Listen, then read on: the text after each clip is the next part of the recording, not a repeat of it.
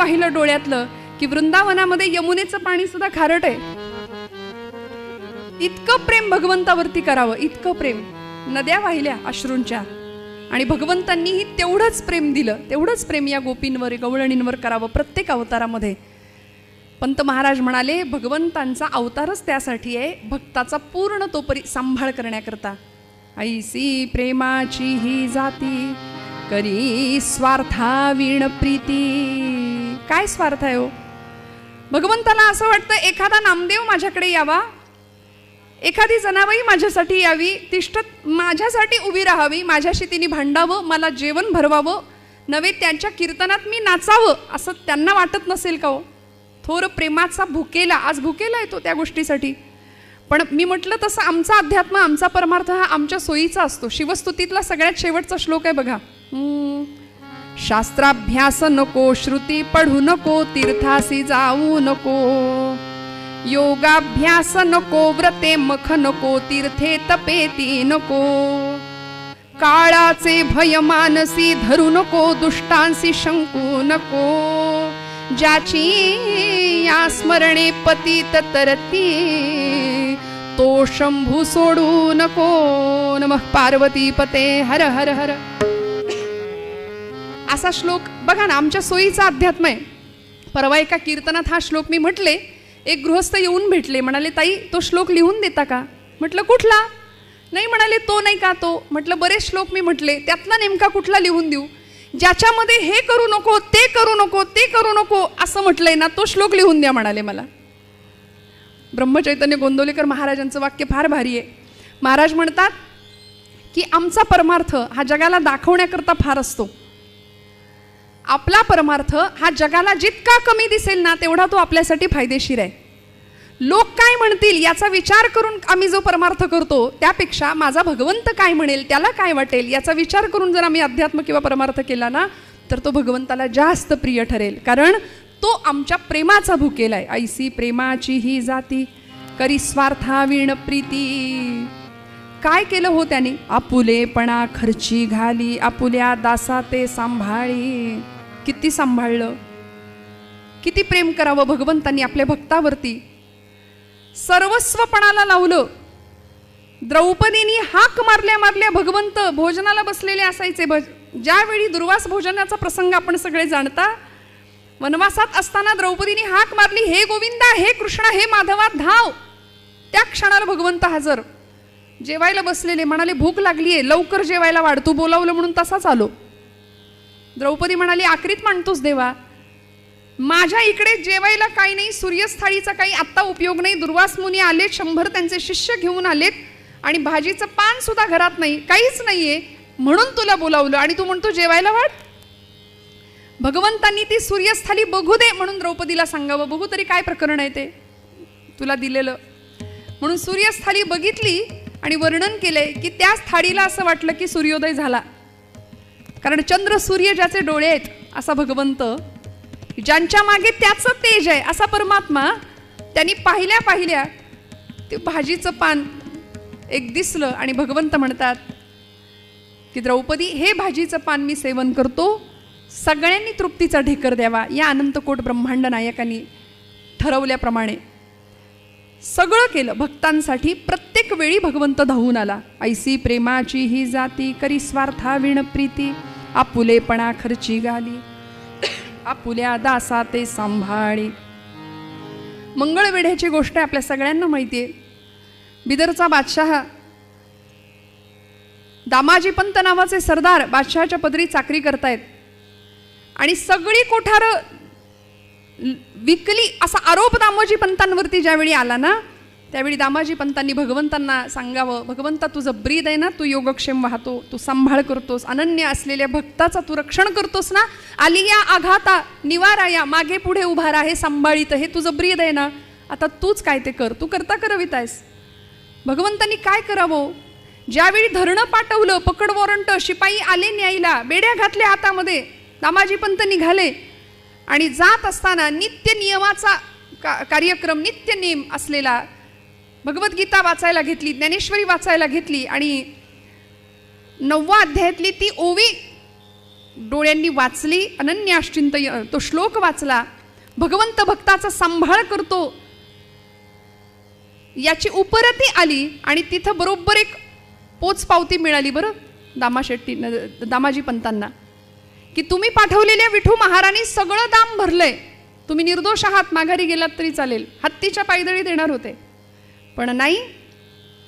एवढं पाहिलं आणि विचार करतायत, कोण विठू कोण महार? विठू विठू विठ्ठल विठ्ठल, माझा विठ्ठल तर नसेल ना? म्हणाले हो हो माझा विठ्ठलच, माझ्या विठ्ठलानेच मला न्याय मिळण्याकरता हे सगळं केलेलं आहे. आणि त्या भगवंतांनी काय करावं? बादशाच्या समोर उभा राहिला आणि जोहार मायबाप जोहार प्रार्थना करावी. जोहार घातला बादशाह समोर. परजे मंदी भुकेचा वाढला लयकार, म्हणून शान दामाजी पंत ठाणदार.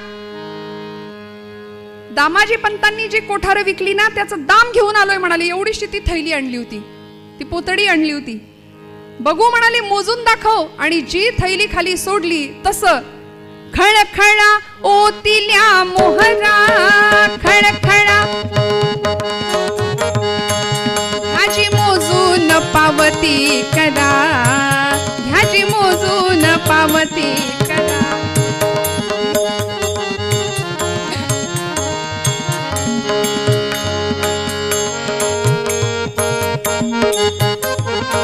खळखळा ओतिल्या मोहरा, ह्याची मोजून पावती करा. ढिग बघून चमकल्या नजरा, चमकल्या नजरा, चमकल्या नजरा. ढिग बघून चमकल्या नजरा, चमकल्या नजरा, चमकल्या नजरा. शहा खाली बोट तोंडात, झाला महार पंढरीनाथ, झाला महार पंढरीनाथ, झाला महार पंढरीनाथ. मुंडाशात बांधिली चिठ्ठी, मुंडाशात बांधिली चिठ्ठी. फेकितो दुरून जग जेठी, दामाजीनं विकली ती कोठी, विकली ती कोठी, विकली ती कोठी. दामाजीनं विकली ती कोठी, विकली ती कोठी, विकली ती कोठी. त्याचं दाम घ्यावं पदरात, झाला महार पंढरीनाथ, झाला महार पंढरीनाथ, झाला महार पंढरीनाथ. बघ, जय जय रघुवीर समर्थ. भगवंत भक्तासाठी काय काय करतो श्रोते हो. सगळ्या प्रकारच्या सेवा भक्ताच्या भगवंतांनी कराव्यात. याला कारण एकच आहे, भक्त आणि भगवंतांचं असलेलं नातं. ऐसी प्रेमाची ही जाती करी स्वार्थाविण प्रीती. निर्गुणाचा सगुण झाला, निर्गुण निराकार असलेलं ब्रह्म तुमच्या माझ्याकरता भक्तांच्याकरता सगुण साकार. आणि त्याच सगुणाची उपासना करून समर्थ म्हणतात, सगुणाचे नि आधारे निर्गुण पाविजे निर्धारे. ती सगुण भक्ती सगळा भक्त संप्रदाय, आपला वारकरी संप्रदाय, भागवत संप्रदाय करतोय. म्हणून तर त्या सगुणाला पाहण्याकरता आज समुदाय सगळा धावतोय. या वाटेवरून आज वारीचे दिवस आहेत म्हणून बोलते, या वाटेवरून जाणारा प्रत्येक वारकरी निष्ठावंत आहे. त्याच्या मनामध्ये फक्त ध्येय एकच आहे, पांडुरंगाला पाहणं. अविश्रांत मेहनत करत चालू आहे. अनेक प्रतिकूलतेचा सामना करत ती वाट तो चालतोय. किती चालायचंय, किती अंतर चालायचंय ठरलेलं आहे. कुठे मुक्काम करायचंय, किती वेळ विसावा घ्यायचा आहे हेही ठरलेलं आहे. प्रचंड जिद्दीने हा प्रवास चालू आहे. आणि आता उद्या आषाढीच्या दिवशी बरोबर पांडुरंग परमात्मा या सगळ्यांना दर्शन देणार, भेटणार भगवंत. पण या वाटेवरती मनामध्ये एकदाही शंका कुशंका आली नाही की खरंच देव आहे का, देव भेटेल का. अहो मुखदर्शन सुद्धा अनेकांना मिळत नाही. नगर प्रदक्षिणा करून माघारी यावं लागतं, चंद्रभागेचं स्नान करून माघारी यावं लागतं. पण तरी सुद्धा 36 तास त्या रांगेमध्ये उभी राहणारी सुद्धा माणसं आहेत. पण मनामध्ये शंकेला वाव नाही, कुशंकेला वाव नाही. आम्ही मात्र प्रचंड आयुष्यामध्ये शंका कुशंका घेत राहतो. दिवसभर आम्ही उपवास करतो, संध्याकाळी मनात विचार येतो देव आहे की नाही. उपास वाया नको जायला. संशयात्मा विनश्यती असं भगवान गोपालकृष्ण गीतेत सांगतात. फार संशय आम्ही घेतो ना, आणि ज्यांनी संशय किंवा ज्यांनी शंका घेतल्या ना भगवंतांच्या अस्तित्वावरती, त्यांचं नुकसान झालंय. हा इतिहास आहे आपला, हा इतिहास आहे. शंका का घ्यायची हो? ज्ञानेश्वर एक आहेत की दोन आहेत याच्यावर लोकांनी चर्चा केल्या. म्हणाले ज्ञानेश्वर वेगळे आणि ज्ञानदेव वेगळे, रेड्यामुखी वेद बोलवणारे ज्ञानेश्वर वेगळे आणि काव्य करणारे, वाङ्मय निर्माण करणारे ज्ञानदेव वेगळे. यांच्या बुद्धीचं काय करायचं असा कधी कधी प्रश्न पडतो. तुकोबारायांचं वैकुंठ गमन लोकांनी चर्चेत आणलं. महाराजांचा खून झाला की महाराज खरंच वैकुंठाला गेले यावरही चर्चा केल्या. आपण सगळे बऱ्यापैकी आपल्या लोकांना 1972 साल आठवत असेल. खरं तर आम्ही त्या काळी नव्हतो, पण आपल्यापैकी काही मंडळी त्या घटनेचे साक्षीदार आहेत. घेतली ना हो शंका माऊलींच्या समाधीविषयी. संजीवन समाधी हा काय प्रकार आहे, नेमकं काय आहे, असं जिवंतपणी जाता येतं का, असे शंका निर्माण झाल्या. म्हणून अंधश्रद्धा समितीची मंडळी गेली. 250 ते 300 माणसांनी भरलेला ट्रक पुण्याहून आळंदीला गेला. त्यावेळी असलेले सोनोपंत मामा दांडेकर आणि शास्त्रज्ञ शुक्ल या सगळ्यांनी अशी चर्चा केली की माऊली बघून घेतील, माऊली बघून घेतील, आपण का विचार करायचा. म्हणून मामांनी सांगितलं होतं की आम्ही सांगतो तेवढं एक करा आणि मग समाधीला हात लावा. 3 प्रकारचे मीटर या समाधीपासून 6 फूट अंतरावरती 3ही दिशेला ठेवले गेले आणि रीडिंग घेतलं गेलं की नेमकं काय आहे, ते स्पंदन, ते चैतन्य आणि ती अनुभूती या सगळ्या नास्तिक मंडळींनी घेतली. मीटरवरचा काटा हलत होता, रीडिंग दाखवत होता आणि मग कळालं की काय चैतन्य असू शकतं, काय समाधी अवस्थेला गेलेली ही विभूती असेल. त्याच्यापैकी निम्म्याच्या वर फॉरेनर्स होते. त्यांनी नंतर आळंदीची वारी सुरू केली महिन्याला, हा विषय वेगळा. आता पंढरीच्या वारीत सुद्धा फॉरेनर्स जास्त असतात. मला सांगा ना, त्याच माऊलींना आज कडकडून मिठी मारतो निष्ठावंत भक्त, माझी माऊली म्हणून डोळ्यात अश्रू ढाळतो, आसव ढाळतो. आता इथे शंका घ्यायचं काय कारण आहे? इथे फक्त प्रेम हवं. संतांनी भगवंतांना तेच दिलं, फक्त प्रेम, निष्काम प्रेम, निर्लेप प्रेम, निरामय, निर्मळ, स्वच्छ, जिथे कुठलाही सकामतेचा भाव नाही. आणि असं प्रेम हृदयात साकार झालं की भगवंत प्रकट होतो. तो वेळ नाही लावत. प्रेमसूत्र दोरी महाराजांचा अभंग आहे तुकोबरायांचा, नेतो तिकडे जातो हरी. अशा दोरीने, प्रेमाच्या सूत्राने भगवंताला बांधलं की भगवंत नेतो तिकडे जातो. जात होता की नाही जनाबाईंच्या मागे मागे? जनी जाय पाणीयासी मागे धावे ऋषिकेशी, जनी जाय पाणीयासी मागे धावे ऋषिकेशी, जनी जाय पाणी. मागे मागे मागे मागे धावं, तिची वेणी फणी करावी, तिच्या शेण्या थापून द्याव्यात, तिच्या बरोबर दळण दळायला बसावं, दोघांनी ओव्या गाव्यात, कबीरांचे शेले विणावेत, सगळं करावं. सजन कसायाला मांस सुद्धा विकू लागावं, सगळं करावं भगवंतांनी. नेतो तिकडे जातो हरी, का बांधलं प्रेमपाशामध्ये. यशोदेनी सुद्धा भगवंताला बांधलं होतं बरं का. भगवंताला प्रेमाच्या बंधनामध्ये अनेकांनी बांधलं, सुष्टांनी बांधलं, तसं दुष्टांनी सुद्धा बांधलं. अनेक भक्तांनी बांधायचा प्रयत्न केला. यशोदा मातेने त्याला बांधलं होतं. लहान असलेले परमात्मा उकळाला बांधलं की नाही, 2 बोटं दोरी कमी पडायची प्रत्येक वेळी. शेवटी दया आली आणि म्हणाले मैया ये लो, बांधलो, स्वतःच बांधून घेतलं. जनाबाईंनी बांधलं, हृदय बंदीखाना केला, आता विठ्ठल कोंडीला. जनाबाईंनी बांधलं. अजून कोणी बांधलं? दुर्जनांनी बांधायचा प्रयत्न केला. हस्तिनापूरला शिष्टाई करता गेलेले भगवंत दरबारात उभे आहेत आणि दुर्योधनांनी बांधायचा प्रयत्न केला होता. गेले का हो बांधले? नाही गेले बांधले. का? भगवंत फक्त प्रेमाने बांधला जातो. म्हणून तर त्याच प्रेमासाठी आज कैवल्य साम्राज्याचा धनी माऊलींची पालखी पादुका त्या मार्गाने धावतात आणि त्यांच्या छत्रछायेखाली लाखोंचा समुदाय, कुठल्याही म्हणजे नियोजन इतकं जबरदस्त आहे. मित्र असं म्हणते जगातल्या कुठल्याही इव्हेंट मॅनेजमेंट कंपनीला हे कोडं उलगडणार नाही. कोण करतंय हे सगळं नियोजन?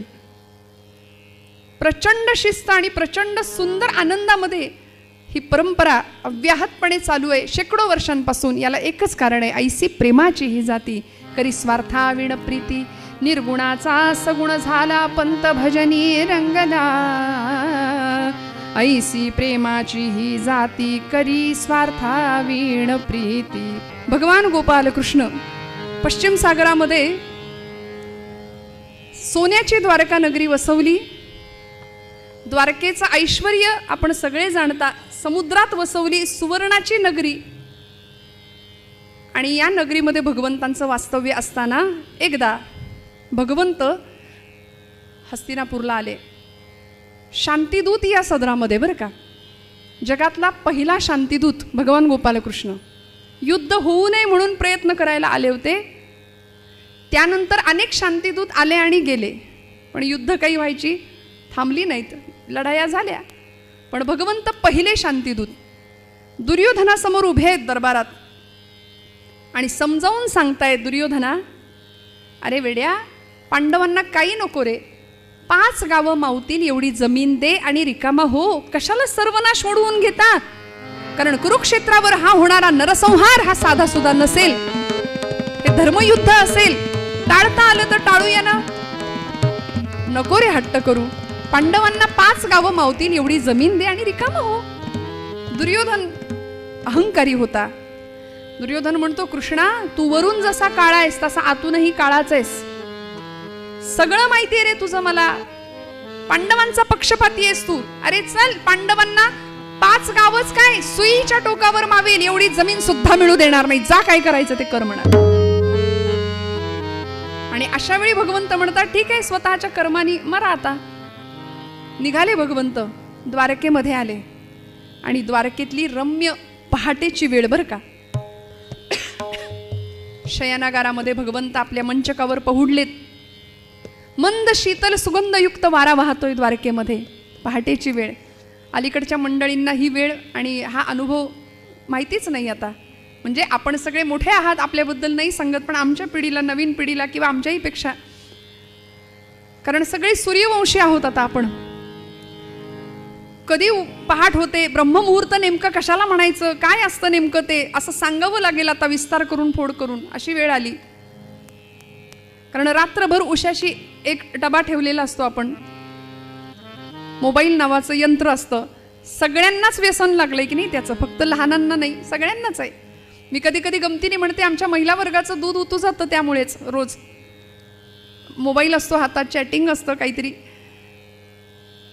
ब्रह्ममुहूर्त आणि त्या अगदी पहाटेच्या रम्य वेळी भगवान गोपालकृष्ण आपल्या शयनागारात आहेत. मंद सुगंधयुक्त वारं वाहतंय, अनाहत नाद ऐकू येतोय, बासरीचा मंजूळ स्वर ऐकू येतोय. द्वारकेचं वर्णन आहे हे.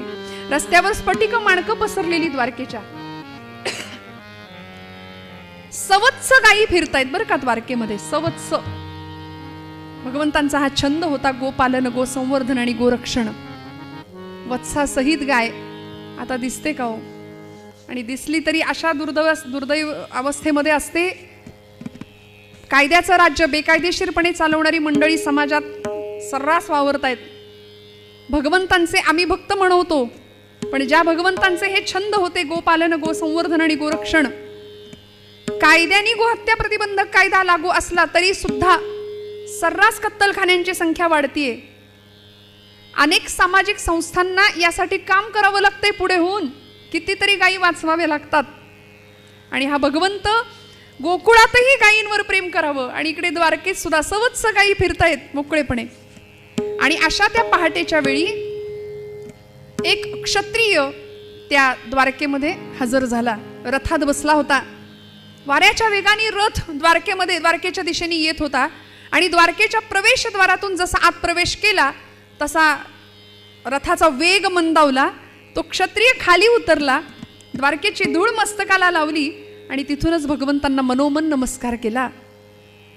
त्या क्षत्रियाला पाहिल्यानंतर पहाटेच्या समयी आपली कामं करणारी सर्व मंडळी, त्या रस्त्यावरून फिरणारी सर्व द्वारकावासियांनी आनंद व्यक्त करावा. अरे वा, काही मंडळींना सकाळी सकाळी एकदम पाहिलं की आपल्याला फार आनंद होतो बघा.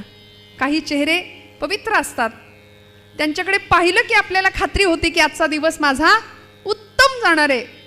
आणि नको ते चेहरे काही समोर आले की असं म्हणतो की नाही आपण, आज काही खरं नाही माझं. अरे त्या क्षत्रियाला पाहिल्याबरोबर सगळ्या द्वारकावासियांना एवढा आनंद झाला शिष्टाचार पार पडू लागला. जे मोठे आहेत त्यांना हा वाकून नमस्कार करतोय, जे लहान आहेत ते याला वाकून नमस्कार करतायत. ही पूर्वीची पद्धत होती असं आता म्हणावं लागतं, कारण शिक्षक जरी दिसले पलीकडच्या बाजूला तरी हात करणारी पोरं आहेत आता. पूर्वीच्या काळी वाकून नमस्कार करणं अजिबात संकोच नव्हता ना मोठ्यांना, रस्त्यामध्ये सुद्धा. पण जे लहान आहेत ते याला वाकून नमस्कार करतायत. सगळ्यांना आनंद झालाय. स्त्रिया होत्या द्वारकेतल्या, त्यांनी याला पाहिलं आणि गवाक्षांमधून खिडक्यांमधून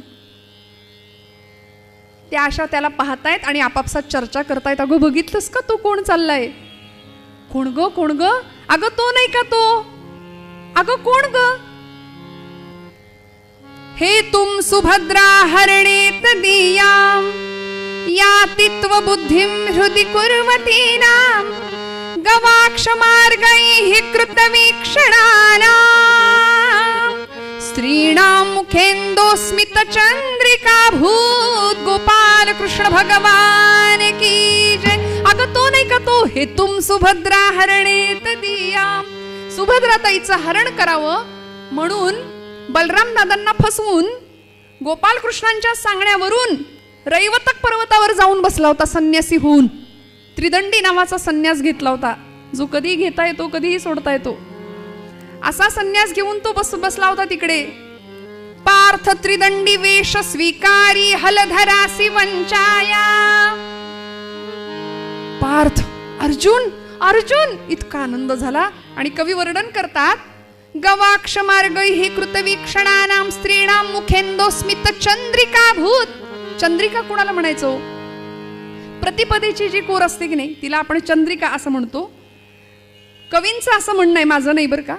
कवी असं म्हणतात, स्त्रियांना एवढंच हसणं शोभतं, प्रतिपदेच्या चंद्रकोरी इतक्याच दंतपंक्ती दिसतील. याला म्हणायचं पूर्वीचं काव्य आणि त्याचा दर्जा. एवढ्याच दंतपंक्ती दिसतील. आमचे जुने कीर्तनकार म्हणायचे, पौर्णिमेचा चंद्र नाही खो खो खो, एवढ्याच दंतपंक्ती दिसाव्यात. आणि त्या गवाक्षांमधून त्या स्त्रियांचं जणू काही चांदणं हसण्याचं पाझरलं की काय, चंद्रिकेचं चांदणं पाझरलं असा भास व्हावा. अर्जुनाला बघून सगळे आनंदित झाल्या, सगळ्यांना आनंद झाला. आणि अर्जुन येता येता येता त्या प्रवेशद्वारापर्यंत आला. द्वारपाल उभे होते. द्वारपालांना विचारलं, काय रे भगवंत आहेत ना? उठलेत का? जागे झालेत का? द्वारपाल म्हणाले, भगवंत अजून झोपलेलेच आहेत महाराज. ठीक आहे म्हणाले, मी भगवंतांना भेटल्याशिवाय काही जाणार नाही. असं कर, माझा हा रथ घे आणि त्या तिकडे नेऊन उभा कर. त्या तिकडे म्हणून बघावं तर तिथे आधीच एक रथ अर्जुनाला आलेला दिसला होता. आणि अर्जुनाने द्वारपालाला विचारलं, काय रे माझ्या आधी इथं कुणी आलंय का? माझ्या आधी इथं कुणी आधी भगवंतांना भेटायला हजर झालंय? द्वारपाल म्हणाले, हो महाराज, दुर्योधन महाराजांचा रथ आहे तो. 5000 वर्षापूर्वीचं राजकारण. माणसं किती हुशारीने खेळत होती ना. म्हणजे आताच हुशारीने करतात असं नाही, 5000 वर्षापूर्वी सुद्धा ही कूटनीती. अर्जुन विचार करतो, माझ्याही आधी दुर्योधन आलाय. चला म्हणाले, ठीक आहे, काही हरकत नाही. भगवंतांना भेटण्याकरता अर्जुन त्यांच्या शयनागाराच्या दिशेने निघाला. आणि भगवंतांच्या त्या महालाच्या प्रवेशद्वारातनं आत पाहतोय. समोरचं दृश्य बघितलं आणि अर्जुनाला इतका आनंद झाला, मनोमन त्या दुर्योधनाचे आभार मानले. चला म्हणाले, आमच्या जागेवर अतिक्रमण आपण नाही केलं. का हो, असं काय होतं समोरचं दृश्य? आमची जुनी मंडळी फार सुंदर सांगायची की दुर्योधन कुठे बसला होता नेमका. आपण विचाराल, हे तुम्हाला कसं कळलं? त्यासाठी आमच्या मोरोपंतांच्या आर्येचा आधार घेतला. मोरोपंतांनी त्या प्रसंगाचा फोटो काढला, शब्दचित्र शब्द फोटो काढला आणि आमच्या समोर जसाच्या तसा प्रसंग उभा केला. काय म्हणाले मोरोपंत? प्रभूच्या शिराकडे तो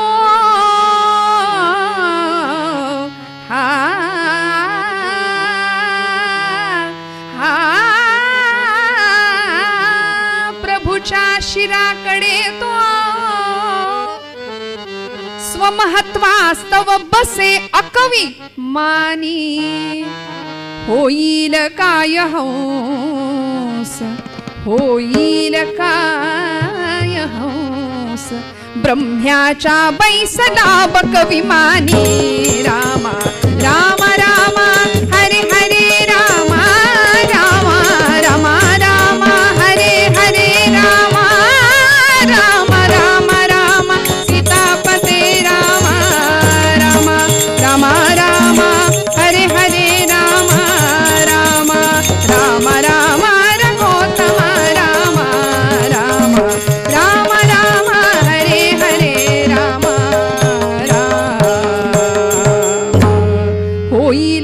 हंस ब्रह्म्याच्या बैसला बक विमानी. बगड्याला कोणी हंस म्हणेल का हो?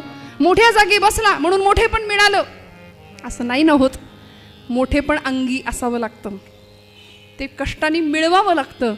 आणि हे ज्याला नाही कळलं तोच तर दुर्योधन. अर्जुनाने पाहिलं समोर भगवंतांच्या शिराच्या उशाच्या बाजूला तो बसलेला आहे, डोक्याच्या बाजूला. कारण ज्यावेळी दुर्योधन आधी आला होता ना त्यावेळी त्यांनी असा विचार केला होता की हा कृष्ण आज हा द्वारकेचा राजा झाला. बघायला गेलं तर हा गवळ्याचा पोर, याच्या कुळाचा पत्ता नाही, याचं गोत्र माहिती नाही. कोण म्हणतं नंदाचा, कोण म्हणतं वसुदेवाचा. ज्यांनी स्वतःच्या मामाला मारलं, एवढंच काय जन्माला आल्या आल्या ज्याचे आई वडील कैदेत बेड्या होत्या हातापायामध्ये आई वडिलांच्या, हा कृष्ण गवळ्याचा पोर आज राजा झाला, मी याच्या पायाशी का बसू. असा अहंकार दुर्योधनाच्या मनामध्ये निर्माण झाल्यामुळे उषाकडच्या बाजूला थोडी जागा होती आणि तिथेच दुर्योधन बसला.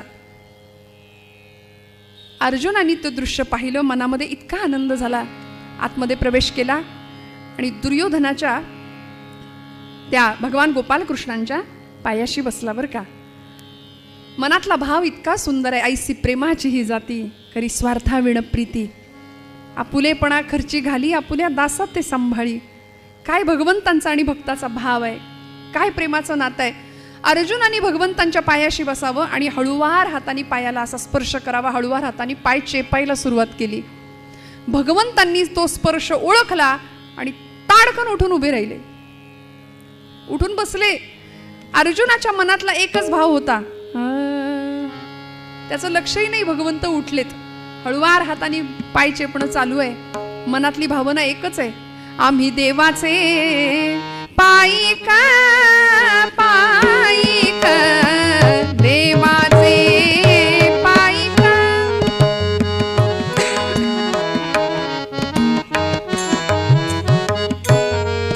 पायिक देवाचे पायिक पायिक आम्ही देवाचे पायिक.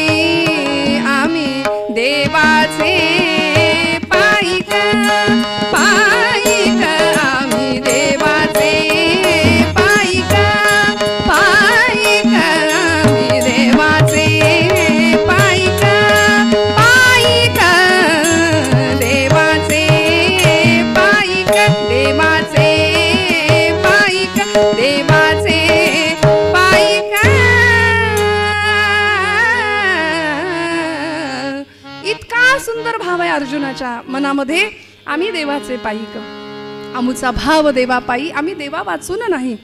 फक्त प्रेमाचं नातं आहे भगवंताशी, निष्काम भक्ती आहे. मी म्हणते सध्या मिशनपेक्षा कमिशनला जास्त महत्त्व आम्ही देतो ना, पण निष्काम भाव आहे, निष्काम भक्ती आहे. हळुवार हाताने पायाला स्पर्श केला, भगवंतांनी तो स्पर्श ओळखला, उठून बसले. आणि आता दृश्य असं आहे की जो उशिरा आलाय तो समोर भगवंतांच्या आणि जो आधी आला होता तो असा मागे. आणि आपण चौकशी आधी समोरच्याच माणसाची करतो. नैसर्गिकपणे भगवंत त्याला विचारतायत, अर्जुना अरे केव्हा आलास? वेड्या मला सांगायचं नाही का?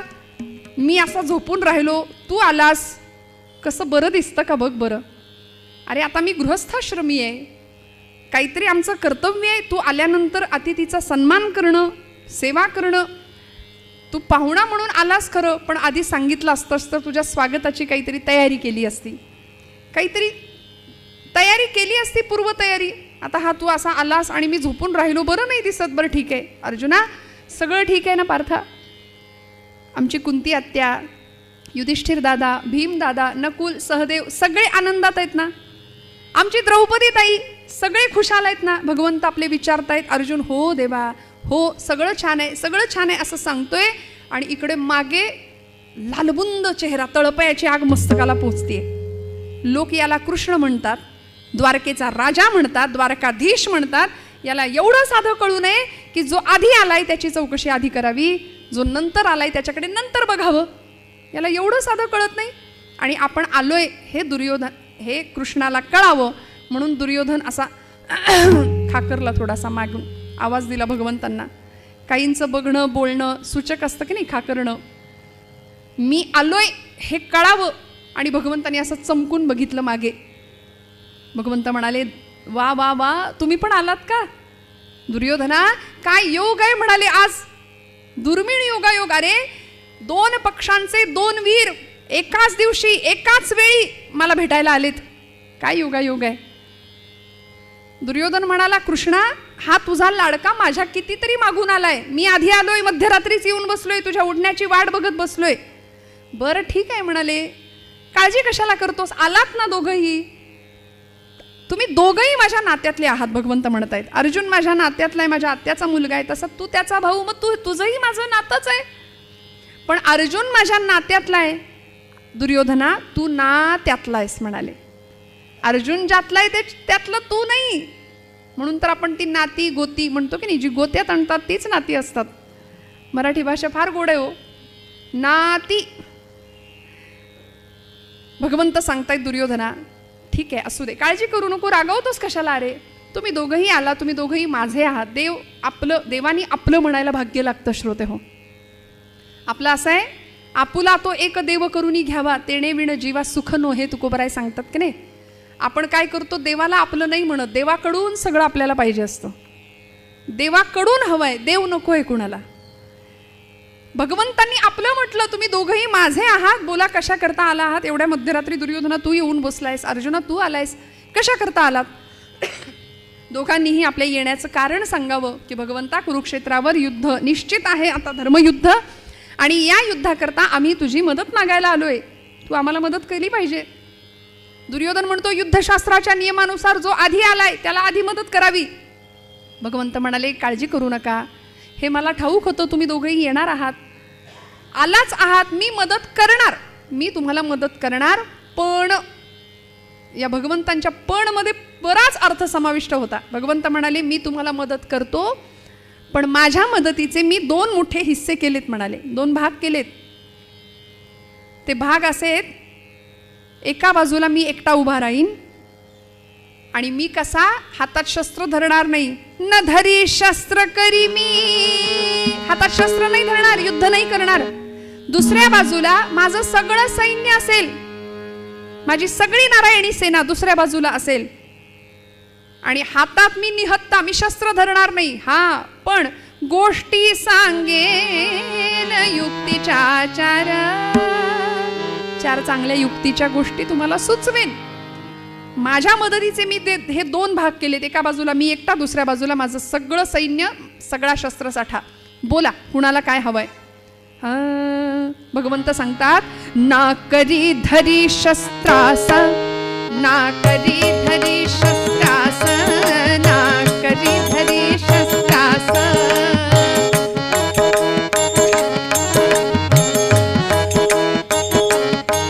ना करी धरी शस्त्रास, करणार नाही युद्धास यापुढे, करणार नाही युद्धास यापुढे, यापुढे.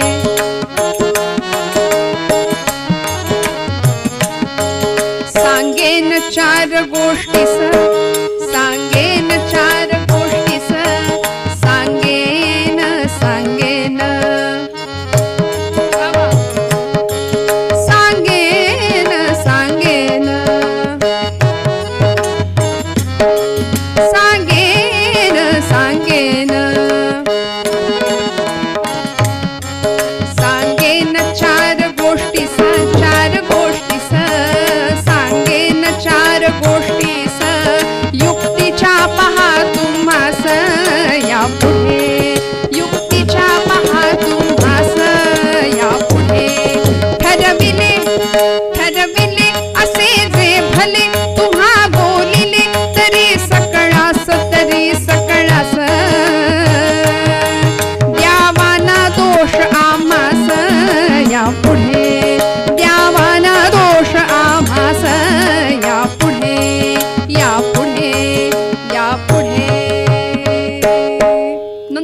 चालणार नाही. टाळ्या वाजवा जोरदार. अहो अशी साथ असली की मग का नाही रंगदेवता प्रसन्न होत.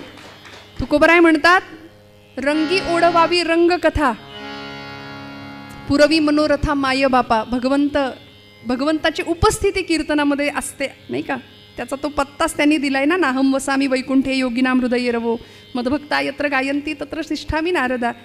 या श्रद्धेने आपण जर कीर्तनात बसलो निष्ठेने तर भगवंताच्या अस्तित्वाची प्रचिती आल्याशिवाय राहत नाही. भगवंत असतो कीर्तनात.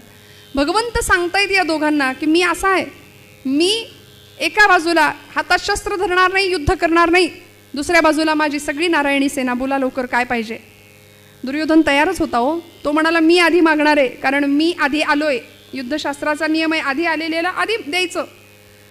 भगवंत नटखट होते. भगवंत म्हणतात दुर्योधना, अरे सगळं खरं, तू माग आधी, माझं काही म्हणणं नाही, पण आपल्याकडची पद्धत कशी आहे, लहानांची आधी समजूत घालतो की नाही आपण. तुझं हुनी कनिष्ठ अर्जुन बालक आहे पहा असे नाते. नात्याने अर्जुन तुझ्यापेक्षा लहान आहे. रीत अशीच जनांची आधी समजावीती लहानाते. लहानांची समजूत आधी घालावी. समजा घरामध्ये बाजाराच्या दिवशी आई वडील खाऊ घेऊन आले पिशवी भरून. मुलं धावतात, आई बाबा मला द्या मला द्या मला द्या. आई वडील असं म्हणतात का, आधी आम्ही खाऊन घेतो आणि मग उरलं तर तुम्हाला देतो. आपल्याकडची पद्धत आहे. लहानांची आधी समजूत असते. अर्जुन लहान आहे रे तुझ्यापेक्षा, त्याला आधी मागू दे. अर्जुन मनामध्ये म्हणतो देवा मागू दे ना त्यालाच. आणि तो काय मागणार आहे हे तुम्हालाही माहिती आहे, मलाही माहिती आहे. मागू दे म्हणाले त्यालाच. ठीक आहे म्हणाले. दुर्योधना सांग तुला काय हवंय बोल. हा तयारच होता. मला सैन्य दे तुझं, तुला घेऊन मी करू काय. तू हातात शस्त्र धरणार नाही, युद्ध करणार नाही. तिथं काही पंक्ती वाढायच्यात. सत्यनारायणाची पूजा आहे तिथे, युद्ध करायचंय. तू हातात शस्त्र धरणार नाही, तुझ्या गोष्टी ऐकायला कुणाला वेळ आहे तिथे. मला तू नको, मला तुझं सैन्य हवंय. श्रोते हो, फरक होता. ऐसी प्रेमाची ही जाती करी स्वार्थाविण प्रीती. भगवंत का प्रेम करतो निस्वार्थी आणि निष्काम भक्तावरती, याचं कारण आहे भक्ताकडे योजक म्हणून नाही जावं, याचक म्हणून जावं. दुर्योधन योजना घेऊन गेला होता आणि अर्जुन याचना घेऊन गेला होता. म्हणून भगवंतांनी सांगून टाकलं ठीक आहे तुला सैन्य हवंय ना, घे, दिलं तुला सैन्य. इतका आनंद झाला. आनंदाच्या भरात कसं फसवलं. या खोट्या भ्रमामध्ये दुर्योधन निघून गेला. आणि आता तरी सुद्धा भगवंत गमतीने अर्जुनाला पुन्हा पुन्हा विचारत होते, अर्जुना देऊनारे सैन्य, देऊनारे सैन्य. अर्जुन म्हणाला झालंय आता माझ्या मनासारखं. घटना दुरुस्ती नका ना करू देवा. झालंय एकदा, दिलं ना त्याला सैन्य, देऊन टाका. दुर्योधन निघून गेला. आणि आता अर्जुन आणि भगवान गोपालकृष्ण भगवंतांच्या त्या शयनागारामध्ये आहेत. आणि अर्जुन भगवंतांकडे एकटक पाहतोय. डोळ्यातनं घळघळ नेत्राश्रू वाहत आहेत. भगवंतांनी अर्जुनाला विचारावं, अर्जुना तुला संधी दिली होती मी, आधी तू मागावं असं मी तुला सांगितलं होतं, तू का नाही मागितलं सैन्य. मला माझ्या प्रश्नाचं उत्तर देशील. मला घेऊन काय करणार, मी हातात शस्त्र धरणार नाही, मी युद्धच करणार नाही, हे सांगून सुद्धा तू का नाही सैन्य मागितलंस आधी. अर्जुन सांगतो देवा मला तुझ्याशिवाय काहीच नको. कोण आहे आम्हास सहाय्यकारी, कोण आहे आम्हास सहाय्यकारी. तुझा आहे हो, तुझा आहे हो हो, तुझा आहे भरवसा आम्हा भारी. तुझा आहे भरवसा आम्हा भारी. कोण आहे, कोण आहे, कोण आहे, कोण आहे, कोण आहे. कोण आहे रे तुझ्याशिवाय आम्हाला कोण आहे. तू आम्हाला तारणारा, तूच आम्हाला मारणारा, तू करता करविता भगवंता तूच हवा, तूच हवा. भगवंत म्हणाले ठीक आहे आता जायचंय.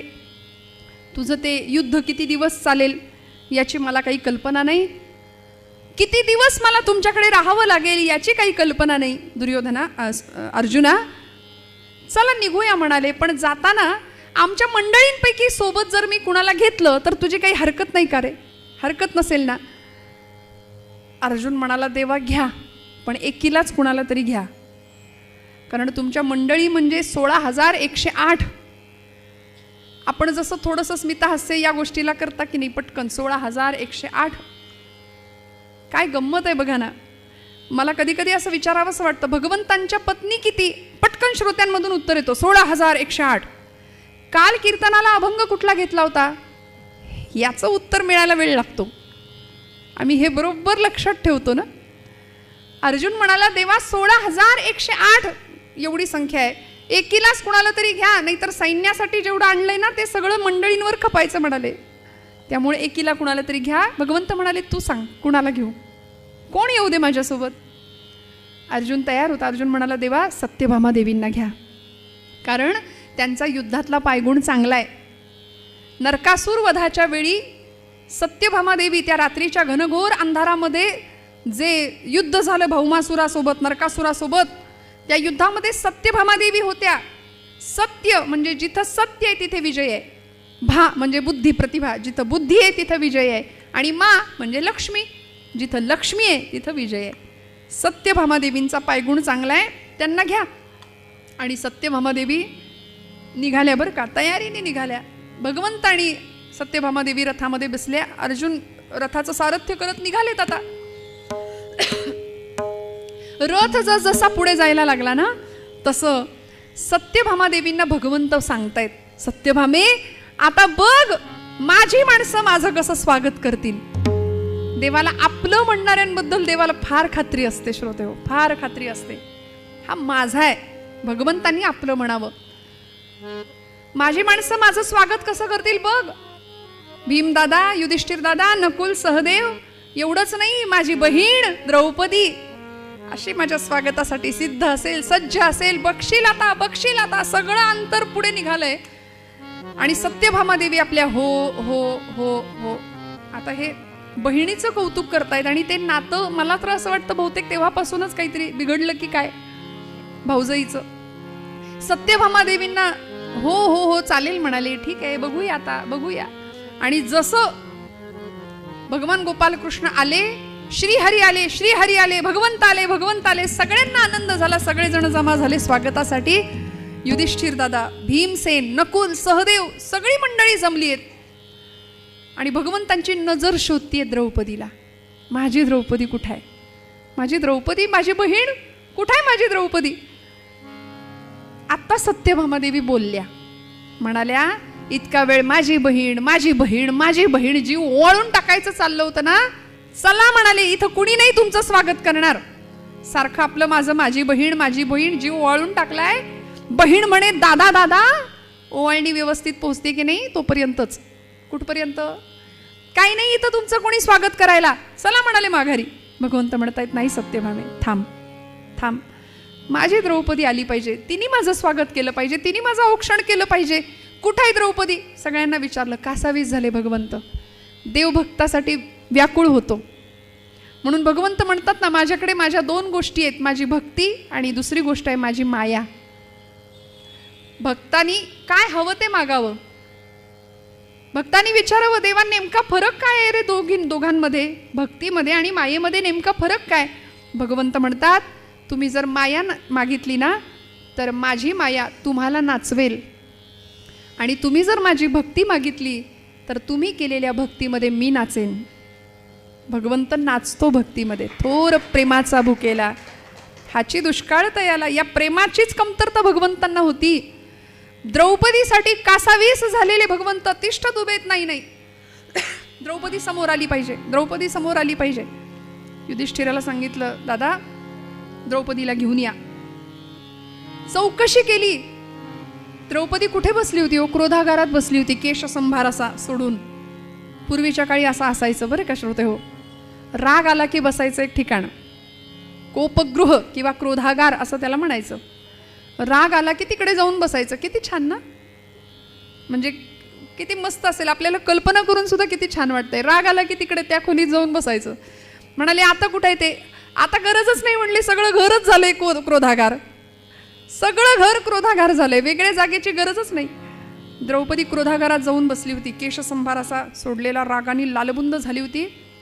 आणि सगळ्यात कनिष्ठ पांडव सहदेवाला सांगितलं, जा रे सहदेवा तू द्रौपदीला घेऊन ये. सहदेव गेले आणि द्रौपदीची ती अवस्था पाहिली, क्रोधागारात प्रवेश केला आणि सांगितलं, द्रौपदी चल, भगवंत आलेत, उशीर झालाय, आता 7 वाजत आले, भगवंतांना भेटायला जावं लागेल, स्वागत करायला लागेल, चल लवकर, चल लवकर.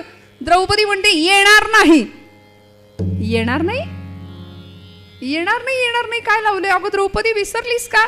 भगवंत आलेत, एवढा आनंद उपकार आहे त्याचा आपल्यावरती, त्याचं स्वागताला गेलं पाहिजे, चल लवकर चल. द्रौपदी म्हणते येणार नाही. काय अवस्था होती?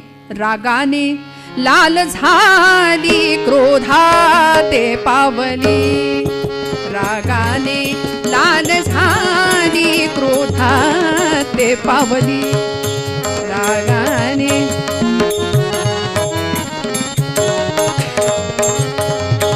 रागाने रागाने रागाने लाल झाली, क्रोधाते पावली, सैन्याते देवोनी या, सैन्याते देवोनी या, सैन्याते देवोनी या, सैन्याते देवोनी या, काय नीती राखिली, रागाने लाल झाली, क्रोधाते पावली, रागाने लाल झाली, क्रोधाते पावली, क्रोधाते पावली, क्रोधाते पावली. प्रचंड रागावलेली द्रौपदी, लालबुंद झालेली, येणार नाही म्हणाले. काय करायचं ते करा. का का म्हणून काय विचारता? माझा भाऊ म्हणून इतकं प्रेम केलं, जीव ओवाळून टाकला त्याच्यावरती. मला म्हणाला होता, मला शब्द दिला होता, द्रौपदी वेळ येऊ दे, सगळं सैन्य घेऊन तुझ्या पक्षात येऊन उभा राहतो. आणि आता सगळं सैन्य देऊन बसला दुर्योधनाला, रिकाम्या हातांनी माझ्याकडे आला. काय त्याचा उपयोग? येणार नाही, जन्मात त्याचं तोंड पाहणार नाही. द्रौपदीची प्रतिज्ञा, जन्मात त्याचं तोंडच नाही पाहणार म्हणाली. सहदेव हताश होऊन, निराश होऊन माघारी आले, भगवंतांच्या समोर उभे राहिले. भगवंत म्हणतायत, सहदेवा काय झालं? द्रौपदी आली का? सत्यभामा देवी म्हणतायत नाही आली. अहो तुमचं ठीक आहे, बाई माणूस आलंय, बाई माणसाच्या स्वागताला बाई माणसाने नको का यायला? माझं स्वागत करायला तरी यावं की नाही? चला म्हणाले. नाही म्हणाले भगवंत. काय झालं सहदेवा, का नाही येत आहे? वदे प्रभुला सहदेव देवराया, हो वदे प्रभुला, बोल केला गेलाची फोलवाया, हो वदे प्रभुला. तुम्ही जे जे आश्वासन दिलं, जे शब्द दिले, ते सगळे वाया गेले असं म्हणतीये ती. नाही येणार, तुमच्यावरच रागवली आहे देवा. काय? माझ्यावर रागवली? नकुला तू जा, द्रौपदीला घेऊन ये. नकुलाने जावं, त्यांच्याही बाबतीत तेच घडावं. द्रौपदी काही यायला तयार नाही, येणार नाही म्हणाली, येणार नाही. जसं सहदेव नकुलांकडून द्रौपदी यायला तयार नाही, तसं अर्जुन गालातल्या गालात एका बाजूला कोपऱ्यात उभं राहून हसायला लागले. बरं, आणि अर्जुनांचं हसणं बघून भगवंत विचारतायत, अर्जुना वेळ काय, काळ काय, परिस्थिती काय? माझी बहीण माझ्यावर रुसली आणि तू हसतोस गालातल्या गालात, तुला वाटत नाही काही? अर्जुन म्हणाला, देवा हसू नाही तर काय करू? बायकोला आणता येत नाही, उठ म्हटलं की उठ, बस म्हटलं की बस. हा, आली पाहिजे द्रौपदी, असं वजन पाहिजे म्हणाले. भगवंत म्हणाले, ओ वजनदार तुम्ही जा आणि तुम्हीच घेऊन या बरं द्रौपदीला, बघूया येते का तुमच्याकडून. अर्जुन दण दण दण दण पावलं आपटत त्या क्रोधागाराच्या दिशेने, आणि तार सप्तकात वरच्या टिपेच्या सुरातच विचारला, द्रौपदी चाल. द्रौपदी म्हणते येणार नाही. ती ठामच होती, येणार नाही, येणार नाही. काय लावलंय? भगवंत येऊन उभे राहिले दारात, त्यांचं स्वागत करायला तू येणार नाही म्हणतेस? विसरलीस?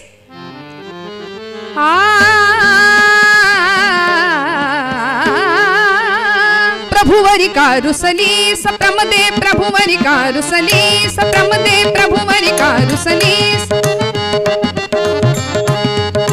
द्रौपदी चाल. द्रौपदी म्हणते येणार नाही. अगं द्रौपदी विसरलीस आतापर्यंत त्यांनी केलेले उपकार? विसरलीस? कृतज्ञ झालीस द्रौपदी? लवकर उठ, चल. द्रौपदी म्हणते येणार नाही. प्रभुवरी कारुसली सप्रमदे, प्रभुवरी कारुसली सप्रमदे, प्रभुवरी कारुसली. भेटाया तो आला सदनी, भेटाया तो आला सदनी, प्रभुवरी कारुसली. प्रमदे प्रभु गारुसलीस प्रमदे प्रभुवरी गारुसलीस भेटाया तो आला सदनी पुरविली वस्त्रे सभेत जाने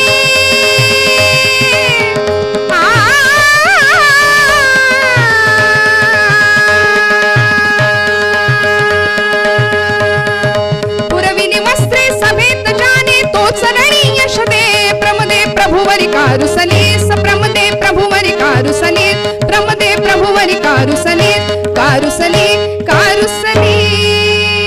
द्रौपदी चल उठ. द्रौपदी म्हणते येणार नाही. कृतघ्नपणा करतेस म्हणाले द्रौपदी तू. आणि कृतघ्न हा शब्द ऐकला तसं घळ घळ घळ घळ अश्रू व्हायला सुरुवात झाली. द्रौपदी म्हणते हो मी आहे कृतघ्न आहे कृतघ्न. भगवान गोपाल कृष्णाला माझा भाऊ मानलं, माझा सखा मानला, निष्ठेने त्याची भक्ती केली. मी द्रुपद राजकन्या आहे द्रौपदी. याज्ञसेनी योजनगंधा नाव आहे माझं. यज्ञातून माझा जन्म झालाय. द्रुपद राजकुळामध्ये द्रुपदाच्या पोटी द्रुपद राजवाड्यामध्ये त्यांच्या राहिले रमले, लहानाची मोठी झाले. सगळ्या राजसुखांचा उपभोग मी घेतला आणि तुम्हा पांडवांशी माझा विवाह झाला आणि वाट्याला दुःख आलं. सगळं दुःख हसत हसत स्वीकारलं, पचवलं.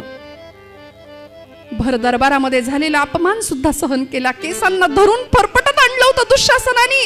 दयेची याचना करत होती. चौथ्या दिवशीची मी दुःशासना माझ्या साडीला हात नको लावूस. केसांना धरून फरफटत आणलं. सगळा दरबार माझ्याकडे पाहत होता. सगळ्यांकडे दयेची याचना करत होती.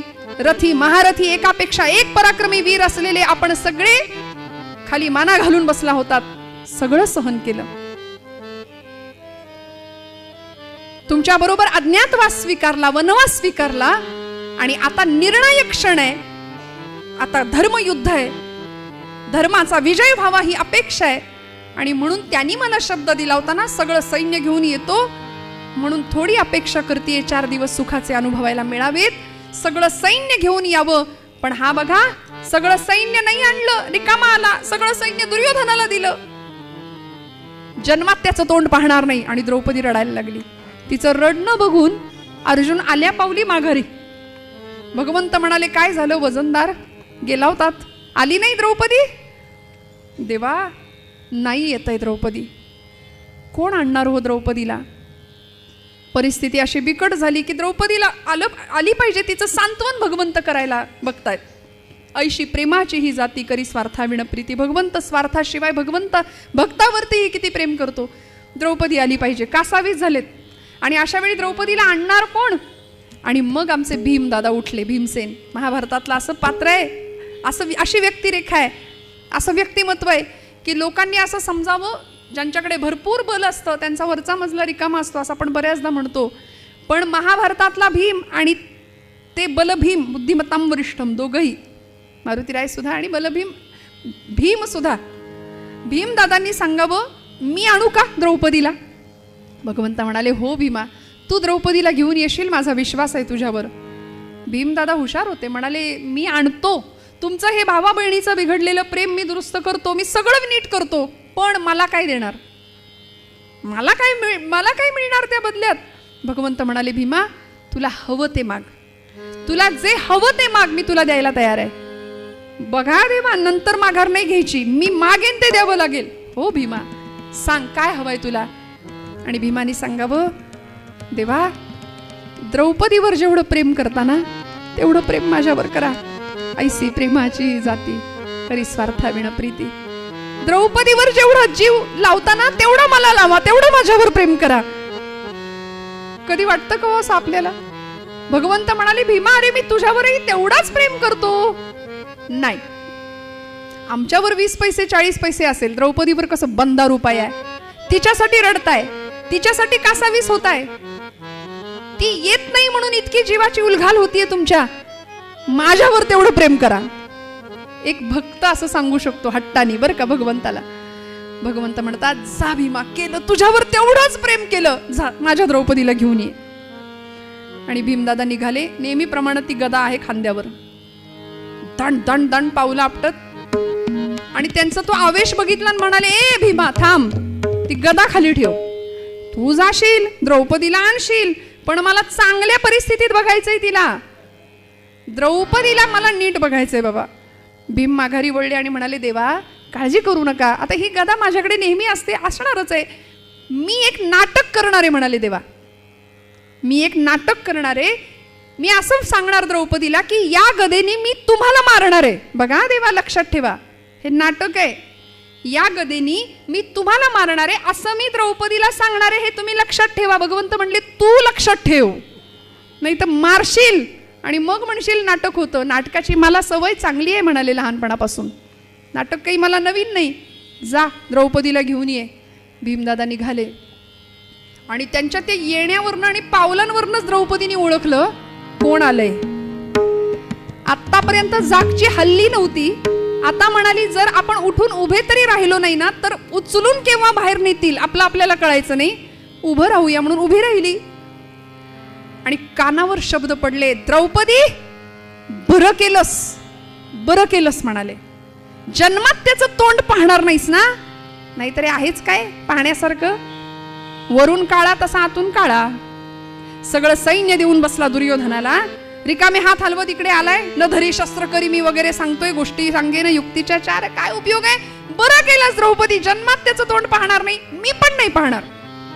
द्रौपदी म्हणते आतापर्यंतचे आलेले सगळे आणि हे आपल्या पक्षातले हे दिसत आहेत बहुतेक, पण भीमदादा भगवान गोपालकृष्णांची निंदा करतायत तेही सहन होईना.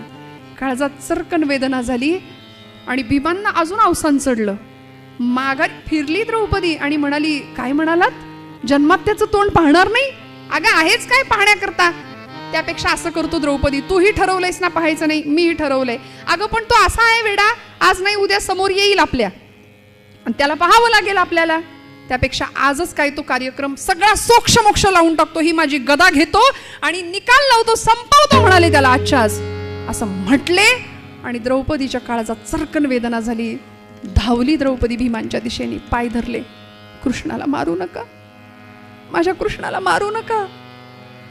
अजून अवसान चढलो, कारण द्रौपदीला बाहेर आणायचं होतं. भीम पुढे चालतायत, द्रौपदी मागे मागे मागे मागे येते आणि सगळं लक्ष मागे, येते की नाही, काही नाही म्हणाले, आज मारतोच, आज संपवतोच कृष्णाला. आणि असं करता करता अजून अवसान चढत गेलं भीमांचं. द्रौपदीला आणलं, द्रौपदी सांगते मारू नका, कृष्णाला मारू नका, कसाही असला तरी माझा भाऊ आहे तो, कसाही असला तरी माझा भाऊ आहे, मी माझं म्हटलंय त्याला, गोविंद आहे, माधव आहे, ऋषिकेश आहे, त्याला मारू नका. भीमांनी सांगावं नको ना मारू. काय अवस्था आहे द्रौपदीची, मेरे प्रभु से तू मनल रोरी, मेरे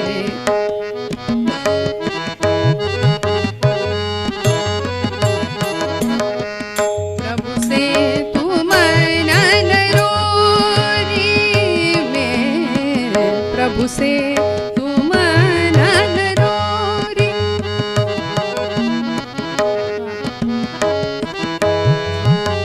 लरो